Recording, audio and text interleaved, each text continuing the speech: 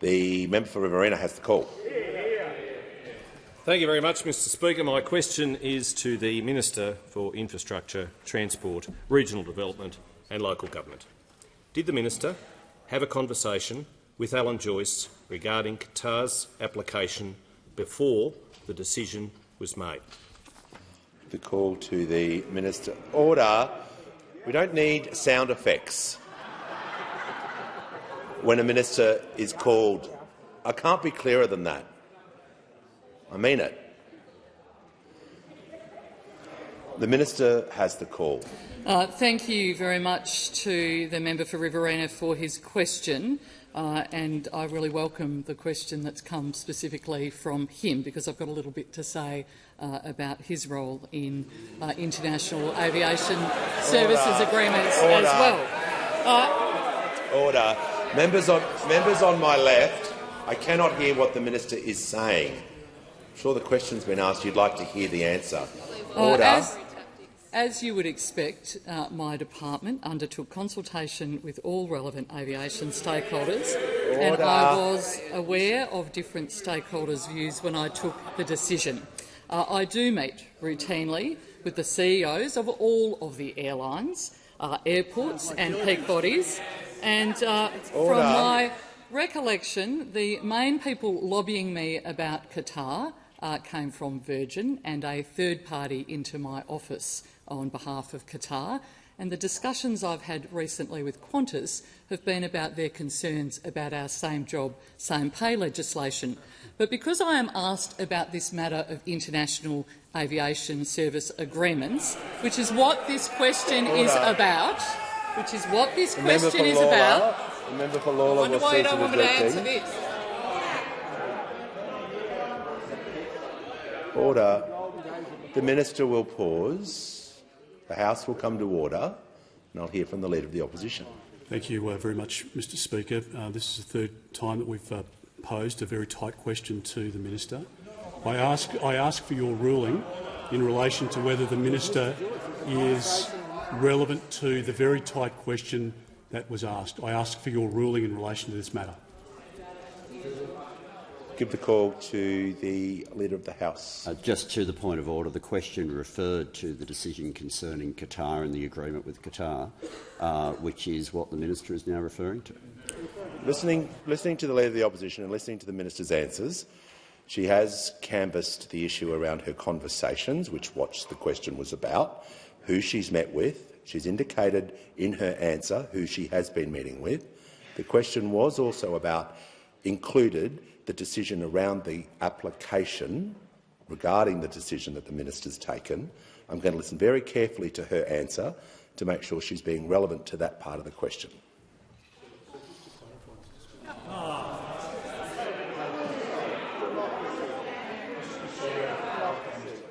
Order.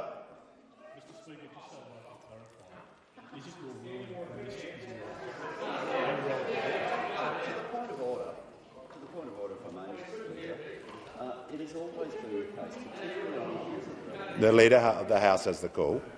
It has always been the case in this place, under Speakers, certainly for as long as I've been here, that rulings will be given particularly on relevance in the exact form it was just given, which is guidance to the person rather than giving a specific ruling on every occasion. All Speakers have done that, and that's exactly what's happened there. Well, I'm asking the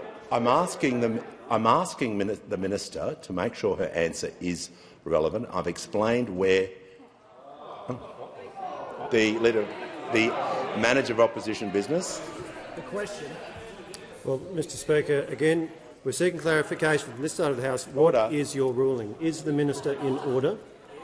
Well, the Minister is in order to make sure that. Are you seeking the call again? The Leader of the Manager of Opposition Business. I move dissent in the ruling of the Speaker, understanding what I decided. Just resume. Resume your seat. It's okay. Well, I'll hear from the Leader. Is the Leader of the House seeking the call? Yeah. Members raise to what's just happened, raising a point of order. You can't move dissent when no ruling has been made. When a point of order is raised, sometimes in response to a point of order, a speaker will make a ruling. Sometimes in response to a point of order, a speaker will give guidance to the House or to the person who is speaking, or will simply indicate what will happen next. On the occasions when a speaker gives a ruling, then dissent can be moved. But it's pretty hard to move dissent in a ruling when a ruling hasn't been made. Order. Order. Members on my right, the Minister for Social Services will cease interjecting. The Minister for Social Services is warned. The Minister for Social Services warned. Yes, the Manager of Opposition Business. I'll give you the call. Speaker, the situation could not be clearer. I asked you for a ruling as to whether the minister was in order. You responded the minister was in order. I then proceeded to move dissent in your ruling, as is specifically authorised under Standing Order 87.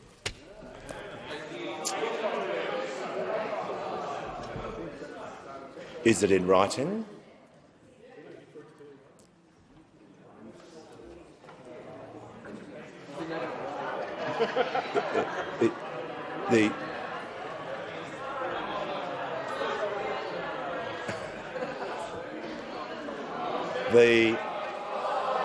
The letter of the order. Well, so everyone is clear. I was in mid-sentence, and I got out. The minister was in order. I wasn't allowed to finish my sentence before the manager sought the call. Well, that's what happened. The Leader of the House. Mr. Speaker, it is now the case, and I don't know whether you have made a rule, whether you've decided that was a ruling or was guidance, but in any event, what has now happened is, even if that was properly moved, he's now sat down without giving a speech and without providing it in writing. So there is. Order. Once you sit down, after you move something, once you resume your seat, the speech is over. That's how it works. This is not new. Order. Order. The Treasurer will cease interjecting. Members on my right, the House will come to order. The Minister for Industry will cease interjecting so I can hear from the Manager of Opposition Business. I'll just remind the House of the wording of Standing Order 87. If a member dissents from the ruling of the Speaker, the objection or dissent must be declared at once. Done. A member moving a motion of dissent must submit the motion in writing. Done. If the motion is seconded, the Speaker shall then propose the question to the House and debate may proceed immediately. Order. Order. The Leader of the Opposition. I want the House to come to order so we can deal with this matter. The Opposition is entitled to move a dissent. I understand that, and I respect their decision to do so. So I give the call to the Manager of Opposition Business. Thank you, Mr. Speaker. What has happened here is very clear.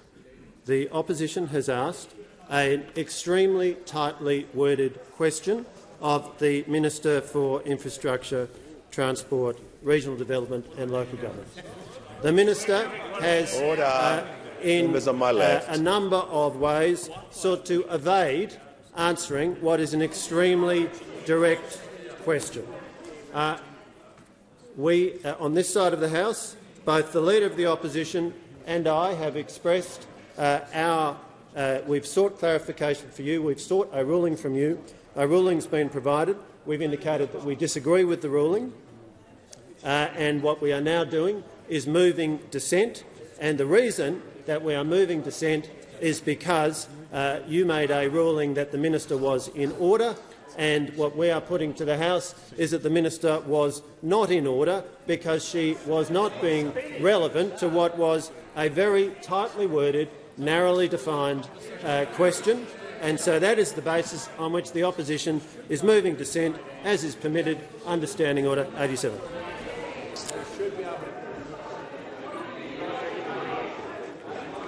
Order. There's far too much noise. The House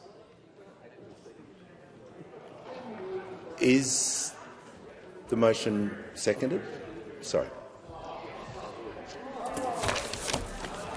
Order. I give the call to the member for Canning. The member for Canning has order. The Minister for Resources will cease interjecting. Thank you, Mr Speaker. I do second the motion put by the Leader of Opposition Business. And it goes to the simple question that was asked of the Minister for Infrastructure. And it was a tight question, as we've made very clear. And she was not relevant. She did not answer the question. And you made a ruling. Order. Members on my right, the ministers will cease interjecting. The member for Canning has the call. You made a ruling, Mr Speaker, and we disagree with that ruling. She did not answer the question. She has not been relevant to the question, and it was a very, very tight question. Now, the questions so far put to her throughout this question time, did the minister or her office have any communication with the outgoing Qantas CEO, Alan Joyce, or any representative of Qantas regarding the application for additional flights to and from Australia by Qantas by Qatar Airways before the minister made her decision to reject the application? That was the first question put by the Deputy Leader of the Liberal Party. She did not answer that question. We then asked it a second time. The Leader of the Nationals asked, did the minister or her office have any discussion with the Prime Minister or his office concerning the application for additional flights to and from Australia by Qatar Airways before the minister made her decision to reject the application? Again, she failed to answer the question. We then had a question from the member for Riverina, where he asked the Minister for Industry about whether or not the minister knew whether she had spoken to Alan Joyce. Again, she failed to answer the question. The Leader of the Opposition asked the question, are you working in the interest of the Australian people? And it's very clear you're not. Australians are paying more for their flights because of the protection racket that you have put in place. Members on my right will cease rejecting, and the Leader of the Nationals. And again, the questions continued, getting tighter and tighter by the question. The minister has failed to explain her decision to reject the application for additional flights to and from Australia by Qatar Airways will benefit Australian consumers. The point I'm making, Mr Speaker— Order. Members on my right. The member for McEwen, the Treasurer, and the member for Lawler. I can't hear what the member for Canning is saying, and believe it or not, I want to hear what he's got to say. Speaker. Order. You have the call. Mr Speaker, the theme of this question time has been very clear indeed. And it's that the minister is running a protection racket for Qantas, and she is making it a lot harder for Australian consumers who are paying more for their flights. And this side of the House, we stand up for Australians who are going through a very tough cost of living crisis. Interest rates are spiking under this government. Food is more expensive. People are having to cut corners everywhere with their family budgets. And just when they need relief through flights, what do? You establish a protection racket with Qantas. And so this side of the House will always stand for the Australian people, for consumers. We'll work to get a better deal for them. And the reason why we're dissenting, Mr Speaker, is because we want her to answer the questions. Order. Members on my right. The Minister for Health.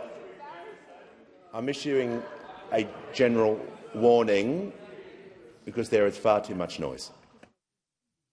The question is that the dissent in the ruling of the Speaker be agreed to, and I give the call to the Honourable the Leader of the Opposition. Thank you very much, Mr Speaker. Now, this is a 30-minute debate, and I hope it runs full time because there is a very important question for this parliament, for this chamber to contemplate, Mr Speaker.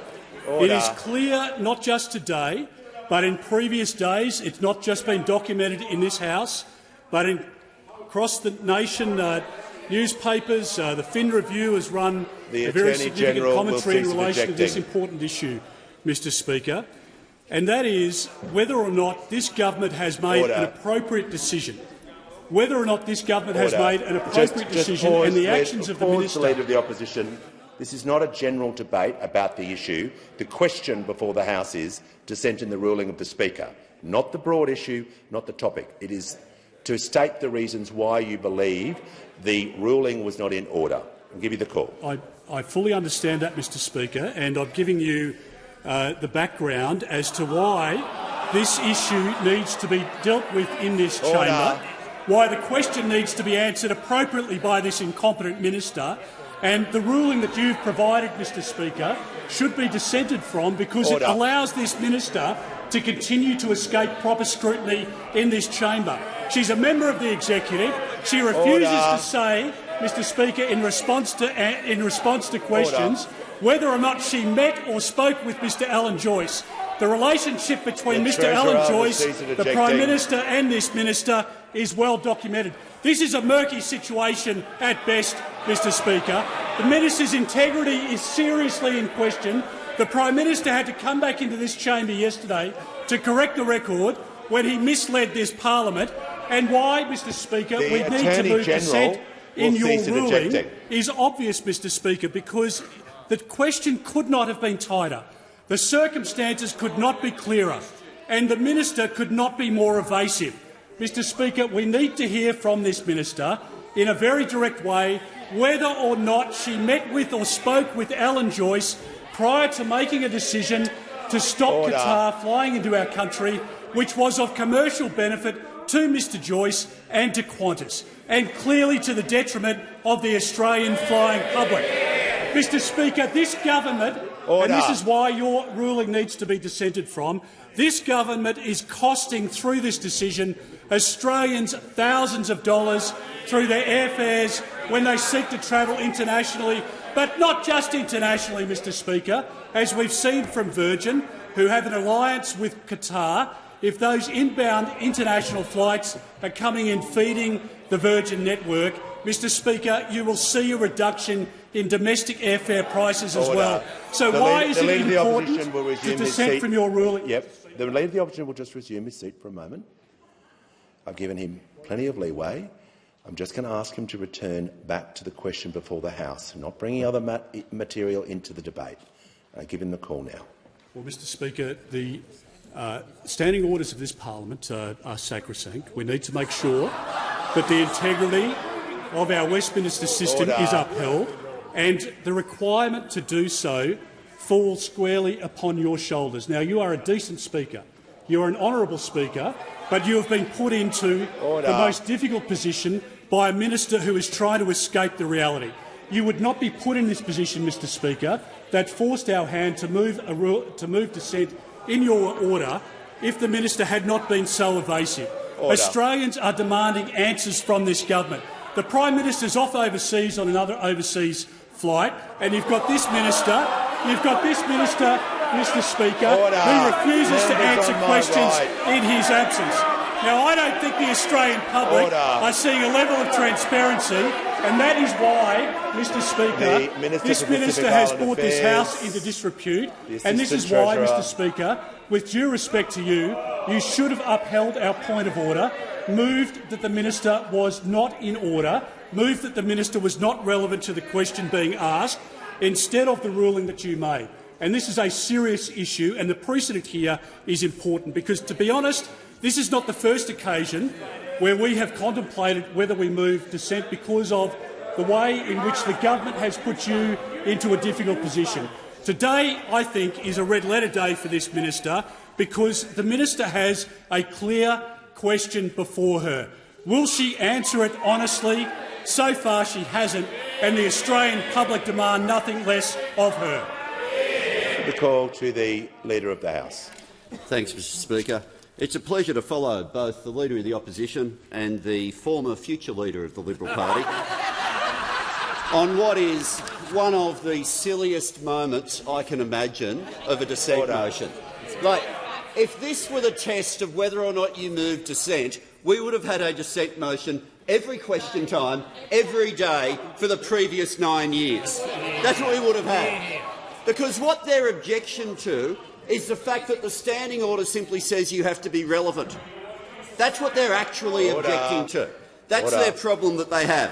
Because if you have a look at the question, it asked about, in the end part of it, regarding Qatar's application before the decision was made.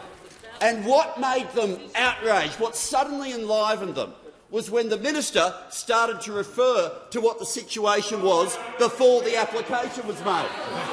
That's exactly what she was referring to. She was referring to what the situation the previous government had left in place. The question specifically invited an answer about what the circumstances were before the application had been made. And if you don't want an answer about what the circumstances were before the application was made, then don't be so idiotic as to ask a question as to what the circumstances were before the application was made. We have and the reason they've done this is really simple. Really simple. They have given up on a debate about cost of living. Completely given up. They are embarrassed, completely embarrassed about the economic accounts that have come out today. They are embarrassed that inflation has been going down. They are embarrassed that wages have been going up. And they are embarrassed about having to sit on the opposition benches seeing a government deliver a surplus that they were never capable of. And amidst that embarrassment, you fall back to all that's got left. Maybe we can manufacture a procedural argument. And how desperate were they to get to a procedural argument? The desperation of the Leader of the Opposition saying, can you give me a ruling? Can this please be a ruling? Please give me a ruling so we can talk about something other than policy. Please give us a reason to interrupt the minister when she is about to refer to what the situation was before that application. Because while it is certainly disorderly in this place for me to call anyone a hypocrite, there is extraordinary hypocrisy in the debate. Extraordinary hypocrisy in the debate when you look at previous behaviour and what the circumstances were before that application was made. We have a Minister for Transport here who has acted in the national interest for this country. We have a Minister here in Minister King who has made decisions, and then the outrage. The Leader of the House will pause. There is far too much noise. The member for Deakin, the member for Hume is now warned. There's been continual non-stop yelling on both sides of the chamber. The Leader of the House will return back to the motion, just as I gave the Leader of the Opposition the same. Speaker. And the outrage that they have about the minister being in a situation in the questions that have been raised in the debate. We've had all the different questions raised in the debate. It was bizarre why we had the earlier ones in a question about relevance on this one. But as we heard the different questions, one of them, a whole series of them actually, simply went to, did a minister conduct due diligence and talk to stakeholders? I'm not surprised they are shocked that ministers do that these days. It used to be the case that a minister wouldn't even have to talk to colleagues because the Prime Minister could just talk to a mirror and have the whole cabinet present. They were all there. Who needed stakeholders? Who needed anyone to consult with? The Prime Minister of the day could just have a quiet chat with himself and everything was okay. So amidst all that humiliation, they want to have a procedural debate. We have a fine speaker here. We have a fine speaker. And I'll tell you what, I remember some of the speakers that were put up by those opposite. We all talk in very revered tones about former Speaker Tony Smith. We very rarely talk about the others. One of them's here, one of them's long gone. We very rarely talk about the others. We have somebody who, in the tradition of Speaker Tony Smith, has abided by the traditions of this place. But the lack of respect for the traditions of this place, if it was ever on show, it was on show by them on Monday. It was on show by them on Monday, showing no respect for the parliament, showing no respect as they tried to egg on public galleries, showing no respect for any of that. The House will come to order, so I can hear from the member for North Sydney on a point of order. Thank you, Mr Speaker. It's actually Standing Order 91E, disorderly conduct. I am very grateful to have the opportunity to listen to both major parties talk about what is appropriate standing order or not, but there are Australian public sitting in this chamber at the moment watching this behaviour, and I do not believe this behaviour is fitting of this chamber. So if we could please have this debate and have it reasonably without yelling at each other, I think that would be in the best interest for everyone. Just ask all members for the remainder of this speech to not interject. The Leader of the House has the call. Thank you very much, Mr Speaker. And in terms of the issues of respect for this place, in this debate, so I'm simply referring to what has been said in this debate, Mr Speaker, we had the Leader of the Opposition go back on an indulgence that he gave in this place only a couple of days ago, talking about what should be above politics in terms of when we engage with the rest of the world. Now, members don't have to stand up and take an indulgence. Members don't have to stand up and try to say something is above politics. But when you do, it should last longer than 48 hours. And that shows the character of this Leader of the Opposition. The Leader of the House will resume his seat for a moment, so I can hear from the manager. Well, Mr Speaker, the Leader of the House is now straying well outside the proper purpose of this debate, which is whether your ruling should be upheld or not. That's what he should be addressing. I'm listening carefully to the Leader of the House. I'm listening to everyone, what they're saying during this debate. Trust me. But the Leader of the House is using his remarks of what has been said during the debate, which under the standing orders he is entitled to do. The Leader of the House has the call. And once again, Mr Speaker, thank you. Once again, Mr Speaker, even that point of order shows the contempt they have for this parliament. Even that point of order shows exactly how they used to run things and how they wish things still were, where they get to make a point and no one gets to answer it in return. And that is precisely what they are wanting to have happen here. That's the only reason that point of order could have possibly been raised, that there's some sort of outrage that a different point of view is given in this parliament.